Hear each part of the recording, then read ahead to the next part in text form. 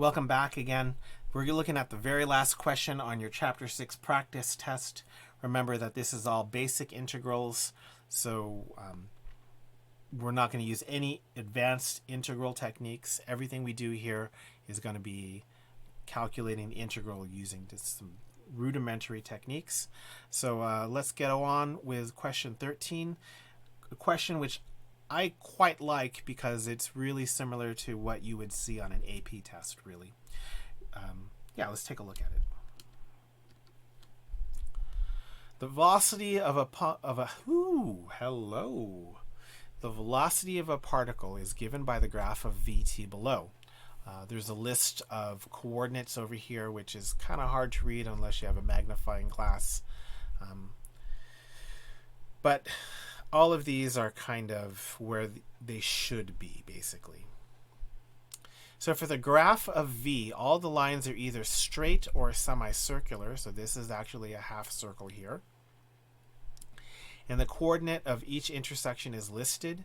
The position of the particle given by xt, not explicitly given. Okay, so we know the position is some function called xt. When t equals 0, the position is 5. Of course, the position isn't going to stay 5. It's going to change depending on the velocity. So you're supposed to find all of x0, x4, x7, and x10. Now, the equation that's going to drive this problem is going to be the fundamental theorem equation. So let's go ahead and write that in blue. The integral, that's not blue, the integral from a to b of a velocity is going to be the position at b minus the position at a. And this is true because the position, the derivative of the position, is equal to the velocity. So the integral of the velocity is equal to the position. So that's going to rule everything that we do. We're going to use that for all of part A. So let's take a look at number 1, x0. And I should also say that this is going to play an important role right here. When t equals 0, x is 5. So that tells me x0 equals 5. Well, that kind of solves the first one, right? x0 equals 5.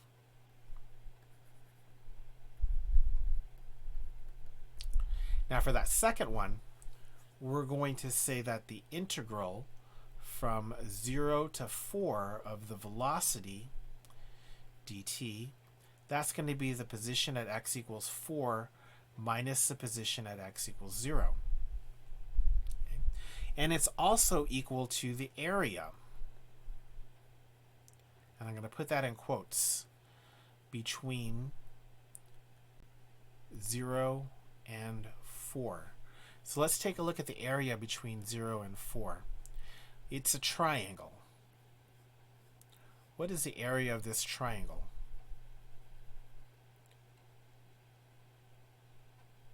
That area equals 1/2 base times height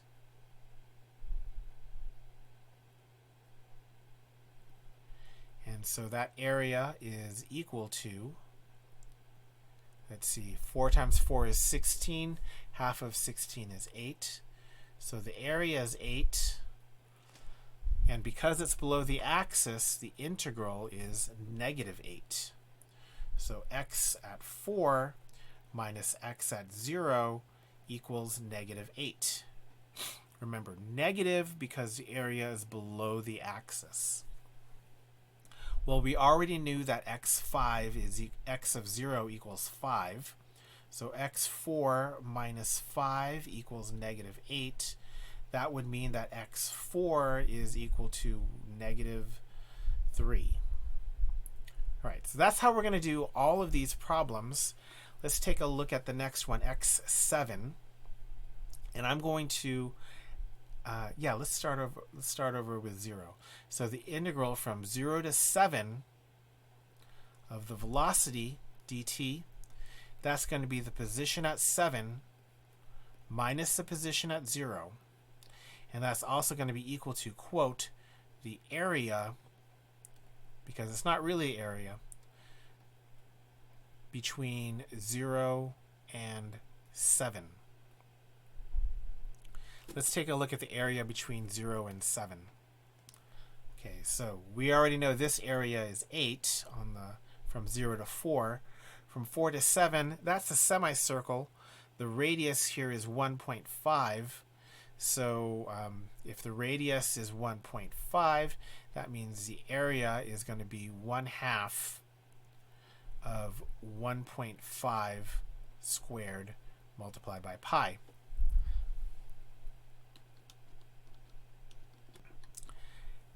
So that's going to give me an area of 1.125 pi. Okay, this is area above the axis, so that's going to be positive. The 8 is below the axis, so that's going to be negative. So the area between 0 and 7, that's -8 plus 1.125 pi. And on the left side here, we have x7 minus x0, which we know is 5. Add that 5 over, and we get that x7 is equal to -3 plus 1.125 pi. Now, just to make things a little bit interesting, I'm going to, instead of going from 0 to 7, this time I'm going to go from 7 to 8 of velocity t dt. And that's going to be the position at 8 minus the position at 7. And that's going to be equal to, quote unquote, the area between 7 and 8. So let's take a look at the area between 7 and 8. And it is a triangle. Height of 2, base of 1. So the area is 1/2 1 times 2, or just 1.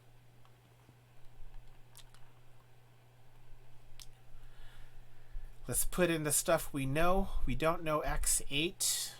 We know x7 is -3 plus 1.125 pi. And that's going to be equal to 1. So when you solve this out, you get x8 equal to -2 plus 1.125 pi. So that's actually a fair amount of work that we did here for question A. Probably overdone for what we would normally see for a part A. Let's go to letter B. How about we evaluate that integral from 0 to 8? So I'm going to look at this two ways. Number one, let's go with the area approach.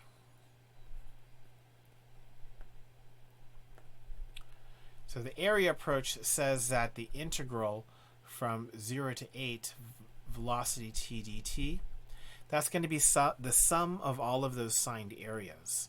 So the first area I remember was -8. The next area was 1.125 pi, and that last area was 1. Let me just make sure. -8, 1.125 pi, and 1. That's correct. So this integral should be equal to, let's do the maths here. We got -7 plus 1.125 pi. Actually, this answer before, that was good enough for the AP test anyways. So no need to simplify that if you don't have to. Approach number 2. The integral from 0 to 8 of the velocity dt, that's going to be equal to the position at 8 minus the position at 0. Okay, what was the position at 8? Well, I I see it right in front of me. It was negative 2 plus 1.125 pi minus, what was the position at 0? Well, let's scroll up a little bit and we see x0 is 5, so minus 5. And you'll see how this works out to be exactly the same thing. Which, gosh, I hope it is exactly the same thing, because we are calculating the same quantity in two different approaches. So it better be the same. So that's two options here for how to evaluate this. Both of these won't always be available to you, but you should be able to do these two interchangeably. Letter C. Find intervals where x is increasing and where x is decreasing. So let's go back to our calculus A, and remember x increases, and let me type this out for you. X increases when x prime is positive.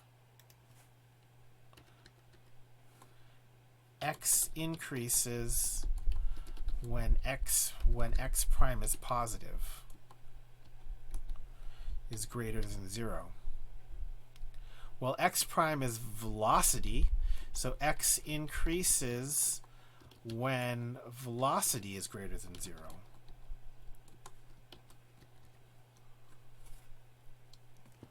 Well, when is the velocity greater than 0? Velocity is greater than 0 from 4 to 7, and then again from 7 to 8. Okay. Again, this is the graph of velocity.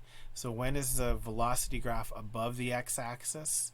4 to 7, 7 to 8. Don't include 7 because the velocity is 0. If velocity is 0, then the particle is neither increasing nor decreasing its position. So x increases for x between, let's type this out nicely, x epsilon 0, no, what was that?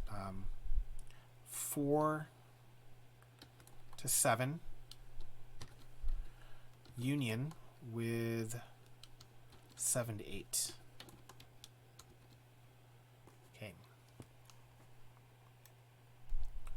And then we're going to follow a similar logic for decreasing. X decreases when x prime is less than 0. And we know x prime is the same thing as velocity. So x decreases when velocity is less than 0. When is this velocity curve less than 0? And that's between t equals 0 and t equals 4. From t equals 0 to t equals 4, the velocity curve is below the x-axis, so the velocity is negative. So x decreases for, and let's type that nice and mathy, x epsilon 0 to 4.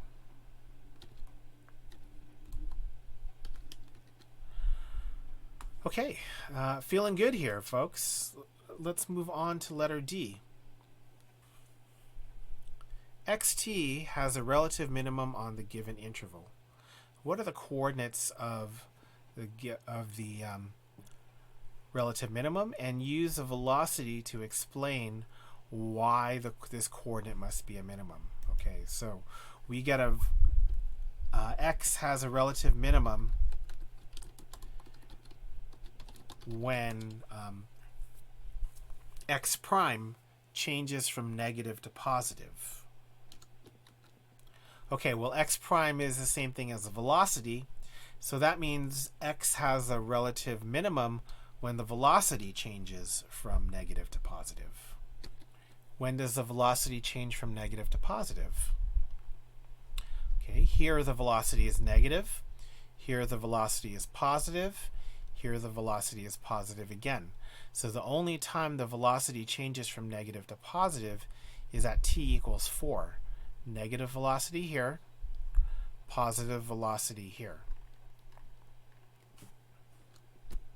So the velocity changes from negative to positive at t equals 4. And now we're supposed to find the coordinate of that relative minimum. Well, when t equals 4, x of 4, if we scroll up, we can figure that out.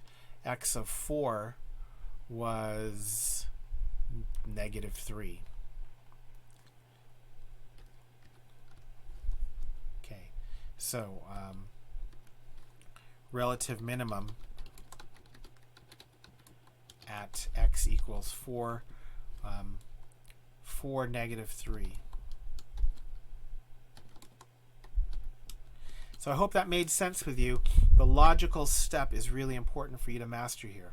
There is a relative minimum when x prime changes from negative to positive. That is our definition from our first derivative. And then we link that first derivative to velocity. Therefore, x has a relative minimum when the velocity changes from negative to positive.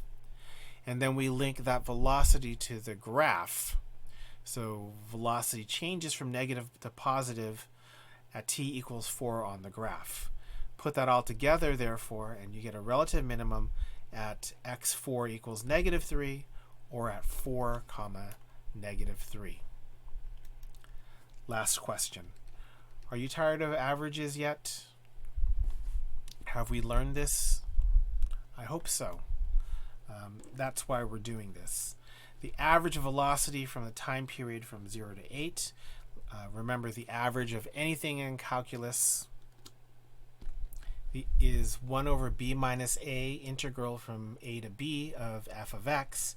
If I want to find the average velocity,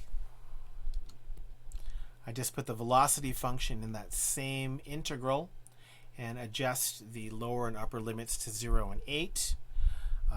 I actually have a value for the integral from 0 to 8. But for a little bit of added fun, let's go ahead and put it in our calculator. Quit to the home screen. Clear, that's really messy. And we'll do the fraction 1 over 8 minus 0, because I know you don't know how to do 8 minus 0, right? Sarcasm, I'm sorry. We're going to integrate from 0 to 8. My velocity was in y1 dx. And that gives me the value.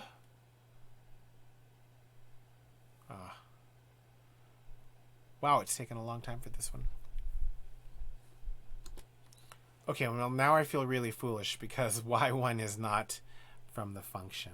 Okay, so let's go backwards to our work. So sorry, I don't know what I was thinking.